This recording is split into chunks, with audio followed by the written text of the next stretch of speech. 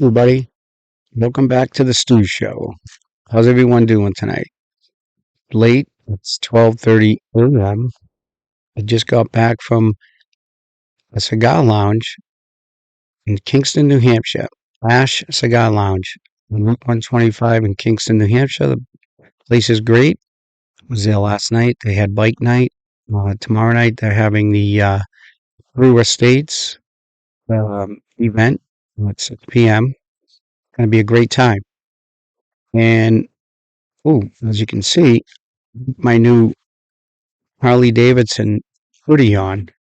Um, now that I'm in the realm, we'll get a little more on that later on. But everyone's doing good. This is episode 4, and a bunch of the episodes were doing pretty good. Um, and I definitely got to get out there more and get more views, more likes, and viewers, and stuff like that. But funny, I'm doing some Facebook reels here and there, and some of them are like 1.5 thousand, 800 or whatever. But what I did with my dogs yesterday, uh, Lola and Dala, my loves, they got like 4,500 views, um, which is crazy. I think that's less than 24 hours. And I don't know. Everyone seems to like the dogs. But Lola with the Amazon guy today. So I had to call the police. They had to come over, and my youngest daughter was crying. You know, she thought they were gonna like shoot her in the front lawn and put her down. But they don't do that anymore. Um, it might be too loud, but I'm gonna go with it. Yeah. So like I said, we're um we're I'm on episode 4, and we got a new editing what do you call it, program my friend downloaded. It's pretty awesome. I'm hoping that I can do this video and then insert like some photos and stuff like that. If I can't do it this time around, I'm going to do it next time. It's a whole learning curve, and it's like a lot of stuff. I got a bunch of material, and I want to have stuff interact and stuff like that with the show. But like I said, I'm on YouTube. It's the Stu Show, and the handle is Stu Bob Show, and I'm on Spotify. And it's called the Stu Show as well. And you know, hopefully, people are listening. I'm trying to make this thing happen, and I'm excited about it. It's not a job. It's more of a hobby, and but I'm having fun. So anyway, we got a handful of topics tonight. One's going to be about a prison murder that occurred so I started my career in the prison system and state prison, and there was a homicide while I was working. I didn't see it. I was working in the prison when it happened, but I'm very familiar with it. And this was in like 1993, I'm guessing. It'd be 94. Um, but the way it went down was this. Anyone that's ever been in prison, you guys know. I've never been in a joint, but I know a lot of guys that have, and whatever, shit happens. So the way it went down was this. So the prison I worked at, they they had like individual cells, but then they also had these like shared rooms. Um, and one night, the Bruins game was on, and there was a guy watching the Bruins game. Okay, they were in like a 4-man room that's connected to two other rooms. So there's 2 guys in one room, 2 in the next, and then 4 in the other room. And they all like share a common bathroom. So the guy that's watching the Bruins game has what they call a external speaker on his TV, which was like you can't have those in prison. But you can modify your TV, like they use like a wire and like a toilet paper, like a cardboard thing, and somehow they get the sound comes out instead of listening to it on your headphones. So the dude that's watching the game, he's locked up for like maybe like 3 to 5 years, but he's like due to get out in like 4 months. So he's been in the can maybe like 3 or 4 years. Not even like probably 2 years. And just watching the Bruins, and it's late. It's like like probably like 11 o'clock, and there was a Cuban guy doing life without parole in the room next to him. So apparently, the Cuban guy goes over to this other guy. Let's just call the other guy Joe, and he says, "Hey, Joe, you got to turn that down. I got to work in the kitchen." Like they get up at like 3 a.m. to go to work, so he's gonna get up in like a couple hours. And the dude Joe tells him essentially to go fuck off, which was mistake number one because he's a Cuban guy doing life without parole. He's got nothing to lose. The other guy was only doing a short bid, so Joe just goes back and whatever lays down, waits for. I'm sorry, the Cuban guy goes back, lays down his bed, waits for the other guy to like go to bed. Cuban guy gets up, breaks a breaks like the leg off like a wooden table or a bench, and goes in and begins to smash his head open and spill his brains all over the place. Pretty gruesome.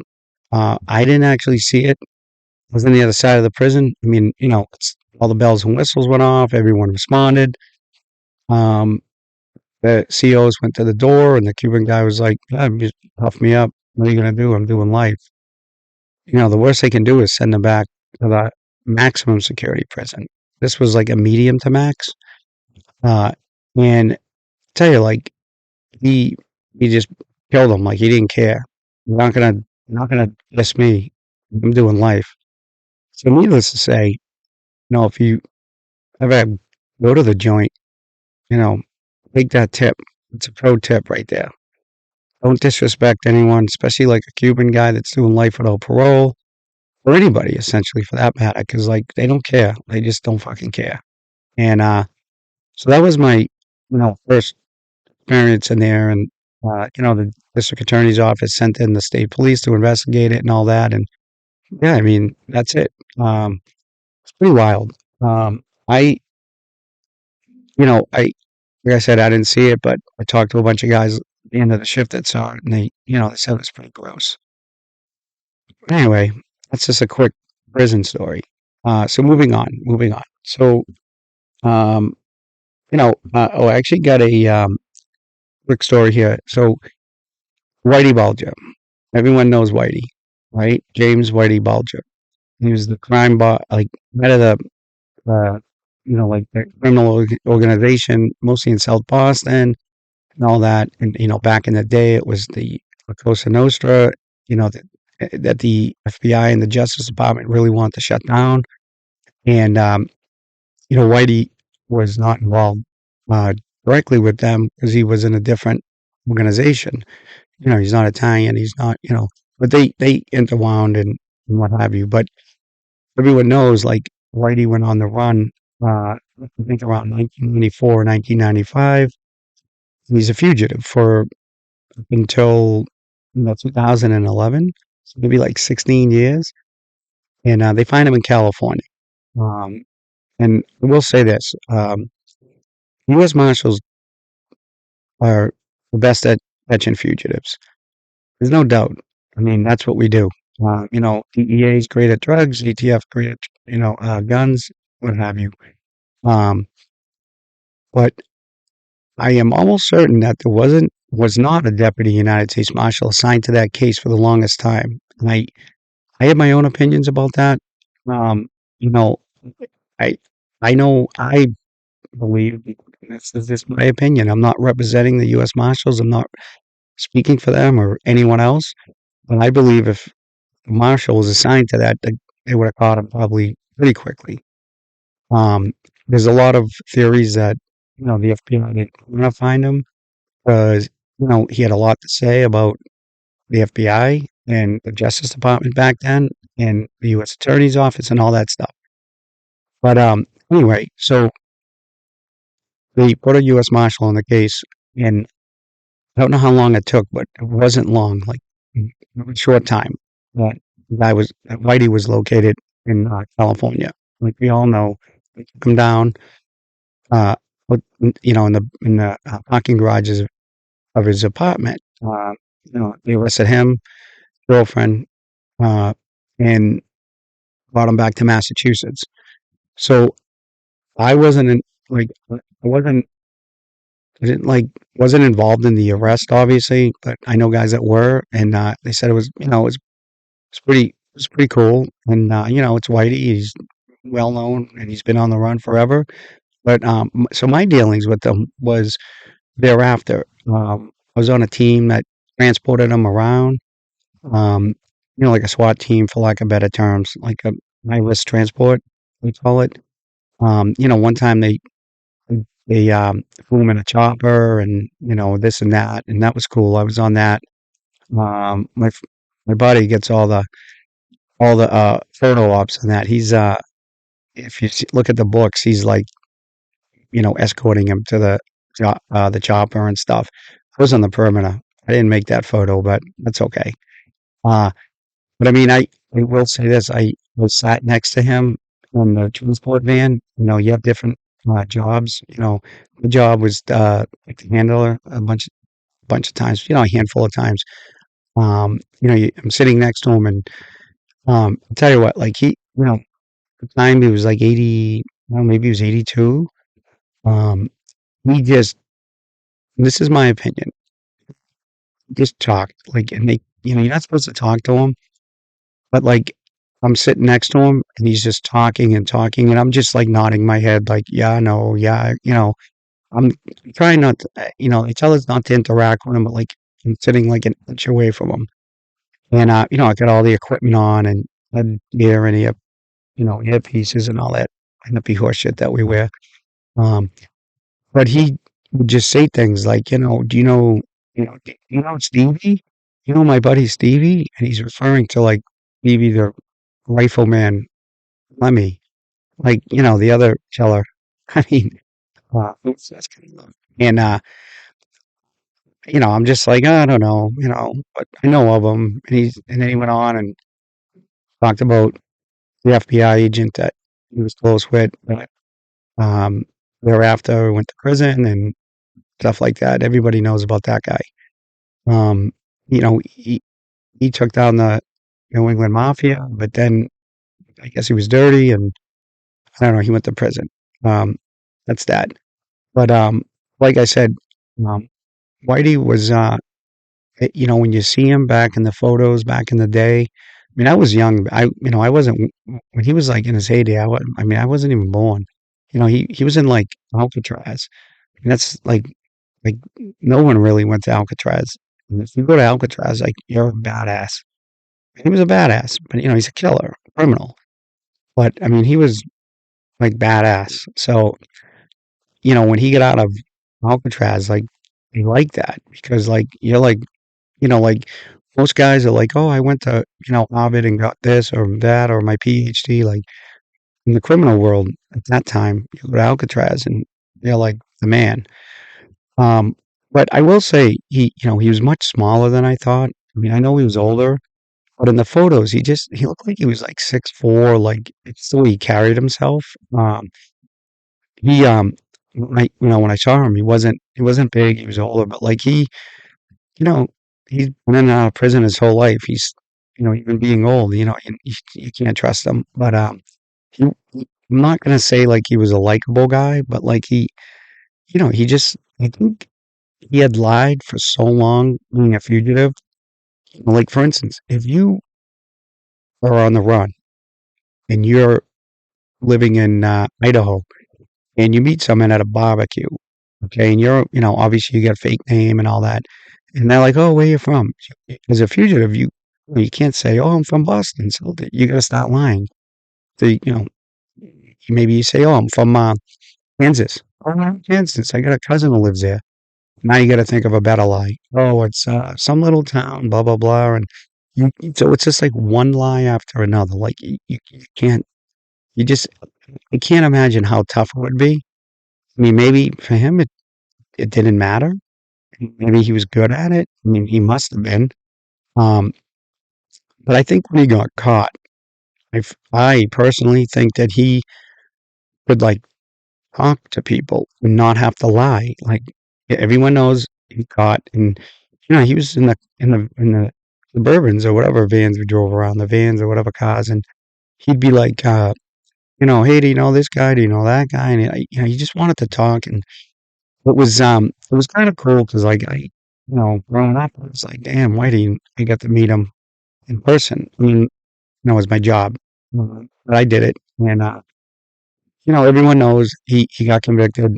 He went to a medical facility in Florida, and then they shipped him up to some other federal prison. And like, he wasn't in a secured, he wasn't like a secured housing unit, like what's the word, segregation or anything like that. And he got whacked. Some, a couple of dudes from Boston Mafia, if you want to call it that now. It's not even mafia anymore, I don't believe. They probably told these dudes like, "Oh, if you kill Whitey, you'll be the man," and they killed him. And that's what happens. The mafia, the Italian mafia, Italian mafia never forgot. Doesn't matter if you're 80, 100, they're gonna get revenge, and they did. Um, so that's that for Whitey. Um, a million books on him out there. I mean, it's pretty interesting stuff. Movies and all that. You guys all seen that shit. Um, but yeah, so moving on. I'm gonna try to keep this one. Some of the viewers and some of my friends were like, up until like 30 minutes. One of my shows was 30, one was 40, one was 49. Especially like on Spotify, people were saying like keep it, like 30 minutes. So I'm gonna try to do that. So I'm not gonna go on and on it. But anyway, um, yeah. So a couple more, like another U.S. Marshal story. So in my career, Marshals, I was on, if you guys recall, the America's Most Wanted show with John Walsh. They do it down in like DC. And I had a case, I had a gang case where this guy named Richard Sam, really unique looking dude, like crazy haircut. He was in like a gang in Lowell, Mass. This is all public knowledge. I just Googled it. It's all in there. Um, it's on America's Most Wanted too. I did like 3 episodes on it. And anyway, so the way it works is America's Most Wanted, you present a case, they like it, we come up and they like follow you around the city and take video and photos and you talk about the case. And I actually flew down to DC on 2 occasions to like do the case, like, and like, they have the cameras up and you talk and you tell them about the case. It was really a good experience and they treated you like gold. Like they took us out to dinner. They paid for stuff. It was really, really fun. Like I always wanted to do that. And I'm so glad, and I was very fortunate the Marshals let me do that. It was great. The Richard Sam case, what he did was he's a Lowell, Massachusetts gangbanger. He's at a party. He opens fire in the party, hitting like a bunch of people, injuring them.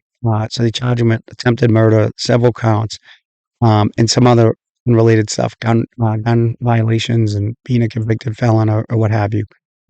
So I'm working the case. I'm doing all the interviews and stuff, and we're getting all these tips all over the country. And actually, one of the tips was in Colorado. They sent somebody called in the hotline, and they said this guy lives in the apartment like next to me. Um, you get these crazy tips, right? But this one seemed pretty credible. Person was like, "That's Richard Sam. He lives right." So I sent the lead out to Colorado.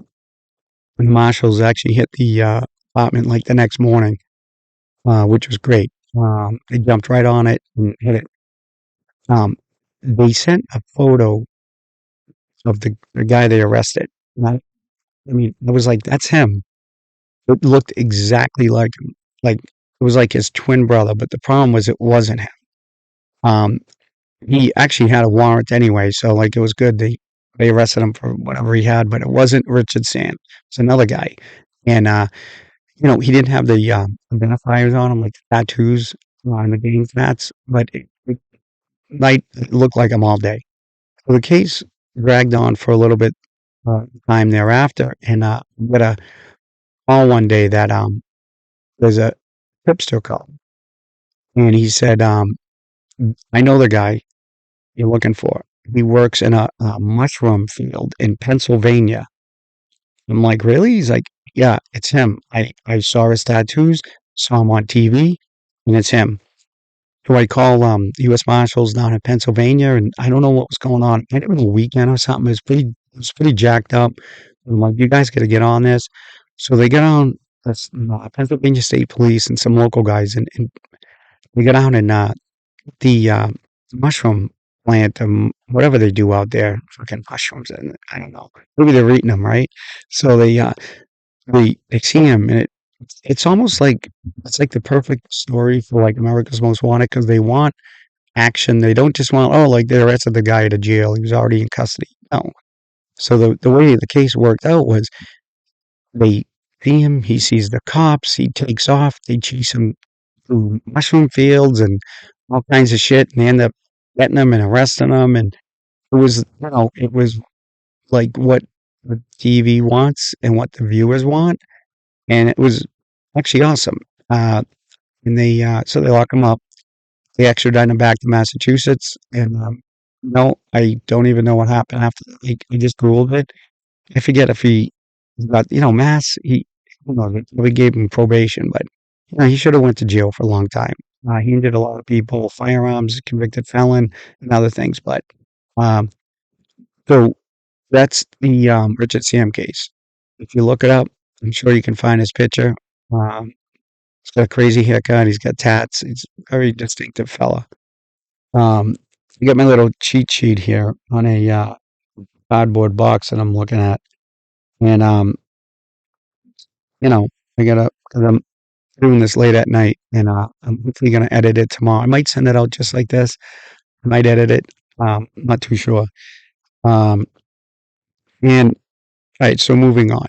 So there was so my Harley Davidson. I got a new bike. I've ridden dirt bikes. I've been a lifelong mountain biker, like in bike racer, like you can see pictures, and I get stuff all in my man cave down here of like all bike stuff, and I own a million bikes, and but I've never rode on the street other than like dirt bikes crossing a trail or messing around on the road, but never rode a street bike like a Harley or like a Honda, GSX 2000 or whatever those things are. Well, like 200 miles an hour on the highway.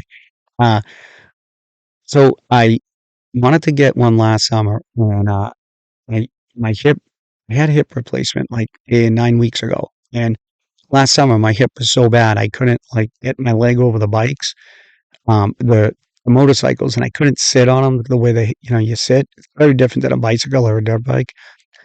So like I said before, I think in one of the other shows, I bought a Corvette. I needed a toy, so I bought a C5 Corvette, big car, super car. Top comes off, not a convertible, but has that removable top and everything. But this summer, I got the itch to get a bike. Um, like I said, never rode or anything. So we go to the Harley Davidson shop, and man, it's like they got like 260 bikes in there, and it's just crazy. Some of the least expensive bike was 14 or $13,000 out the door. With the bike's like 11, but you can get to pay like 2 grand in freight and shipping and prep, and then admin fees and fucking every other fee that they can get you for. Right? There's no way of getting out of those fees. I asked. I got a friend that works. I get a friend of a friend that works in it. They just that's it. You got to pay those. But they were willing to give me $1,000 off for my law enforcement or military. They kind of give you a little break. Plus, it was a leftover. It's brand new. It was a leftover. So I end up putting a deposit on it. $500 to hold it. So I'm down at the cigar lounge down in Kingston, New Hampshire again. Ash Cigar Lounge, great place. Because I tell you why, I'm in there and I'm talking to one of my buddies, and another guy hears me talking about bikes. He's like, "Oh, you're a new rider, right?" And I said, "Yeah, yeah, yeah." He's like, "Oh shit," and I'm like, "Yeah, I went blah blah blah. I deposit on a bike, but I wasn't sure what to do." And yeah, he says, "I got a bike for you. It's $3,500. It's a, it's a 2000 Sportster Harley Davidson 1200. Cool. Like he showed me some photos, and he says, "Listen, if you want it for 3,000, it's yours." And I'm like, that makes more sense because, like, people drop their bikes, like, by accident. I didn't want to drop like a $15,000 bike. And again, the bike I wanted was 21 grand, really. And I'm like not paying that right now. In case I don't like it or whatever. Um, so he gave me a deal. He gave me, said, come down, check it out. I rode it around his neighborhood 2 or 3 times. I had no problem riding it. Again, I wasn't in traffic, but I mean, I'm shifting fine and turning and stopping. So I ended up buying it. Got a great deal. I registered for the Harley Davidson state certified like safety course, which is a great thing. It's like $399, but everyone said it's worth everything. Like, 'cause it'll teach you how to ride properly and turn and all that. And riding a dirt bike and pedal bikes is completely different. So I got the course. I'm doing that in like 3 weeks. I went yesterday and took my learner's permit test. It's just like a written online test online test at the DMV. I go in and the lady's like, "Oh, did you study?" I'm like, "No." And she's like, "Well, 95% failure rate for the people that didn't read the book." I'm like, "Damn, 95%." She's like, "Yeah. And then if you don't pass, you got to wait 10 days and come back and pay another $30." So I'm like all about saving money, right? He gives me the book. I sit down. I looked through the book for 30 minutes and I went and took the test. And it's 25 questions. If you get five wrong, you fail. I ended up getting 23 right. I got two wrong. And I was psyched. If she didn't say that, I would have failed because a lot of the questions were very specific. Like, how many seconds should you be riding behind the dude in front of you? Like, it wasn't just like it was easy questions like, if you drink before you ride your bike, it'll help you ride better, right? Or will it, and, I mean, obviously, the answers to that, but like, I would have flunked. I was pumped and that gives me the right, the privilege now to ride my bike, which I registered today. I'm tired and insured and all that to ride on the road as long as it's not at night and no passengers. But I'll have my endorsement, my full motorcycle like endorsement, hopefully in 3 weeks. Um, and so that's the Holly story. And the bike's cool. What I'm gonna do is for the edit this one, I'm gonna throw some photos in. If I don't, I'll get some in the next one for you Holly guys out there. Um, and like I said, I'm gonna keep this to hopefully around 30 minutes. And so, like I mentioned before in one of my other podcasts and some of the Facebook reels and stuff, if you guys aren't reading up or following the John O'Keefe case, where the state of Massachusetts is prosecuting Karen Reed for allegedly murdering her boyfriend by like doing a 3-point turn and hitting him at like 3 miles an hour in the snow. And he's like, looks like he's been punched out by Mike Tyson. He's got like a 4-inch fracture on the back of his skull. He's got what appears to be bite marks all over his arm and jagged wounds and all this. Like, again, like I've seen crashes on the highway. I've seen pedestrians get hit and stuff. And just in general, like there's no way that she did this. Absolutely no way. Like an SUV backing up, doing a 3-point turn. Y'all know how fast you doing a 3-point turn. Maybe 5 miles an hour in a snowstorm. They're alleging that she hit him doing that, and he flew like I don't know, 30. I'm sorry, like 15 feet down the road, and there was a house party there with like dozens and dozens of people that left. Never saw him laying in the front lawn.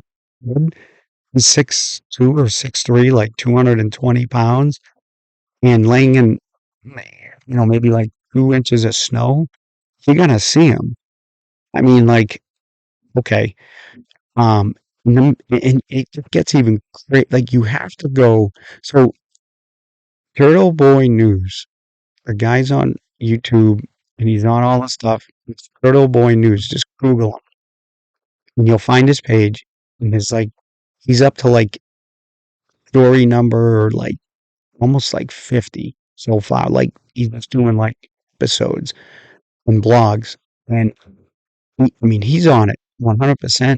It's like he's investigating it like an investigator, a journalist, like should be, not like the regular news. They're like not, they're like sugarcoating everything. So I'm, my personal opinion is this. Not only is he's probably not going to go to trial. The U.S. government is already involved. Justice Department is already involved. So, people have been called in to give testimony in front of the grand jury at the United States District Court in Massachusetts. Several people that were at the house, they've all lawyered up. Now, I get it. You're being called into a grand jury, um, but you're lawyering up. Like, if you didn't do anything, you go in there and answer their questions. They ask you a question. If you didn't do anything, like, but these guys all lawyered up. And well, they're right. They're not charged with a crime. None of them are. The only one charged right now is defendant, Karen Reed, who I would bet my 401k, my pension, my house, she did not do it. He's got unbelievable lawyers in the court, the Norfolk County DA's office. Um, Again, my opinion here is just unless they have bombshell like evidence, they're gonna like drop any day. It is so corrupt, and I don't even know where to begin. In my 30 years, I've never seen anything like this. Um, you got to follow the story. You got to read up on it. Um, I believe that the government is they're going to get all these guys for like police corruption, all kinds of stuff. So the state is like going to be wiped out as far as their office from the district attorney all the way down to like state police investigators who was allegedly very close with family that lives in the house where the victim passed on the front lawn. Like, so that's a conflict of interest. We all know, all the cops out there will tell you, like, you, if there's a homicide, especially a homicide, and you know the guy, you know the family, you got to remove yourself from that. It's got to be someone that's not connected, no conflict. But it is just out of control. And I'm going to talk more about that. But the, the real reporting is being done by Turtle Boy News. He's got it. I'm not like I'm just talking about it off, a little bit here. He is on it, and he is like he's very good at what he does. He's a professional. Anyway, so again, we're at like 33 minutes. I'm gonna try to keep it short. I was at a couple of quick things, and like again, um, I love all the support. Everyone's being positive. Um, Facebook Reels, I'm crushing it on those, but I'm still under 100 subscribers. So even if you just go the subscribe button, hit a like button, that helps because I'm trying to build this up and it's going to get way better. Again, this is only my fourth episode and I'm brand new at it. So like and subscribe and we will go from there. And I am signing off. All right, guys. See you later. Bye bye.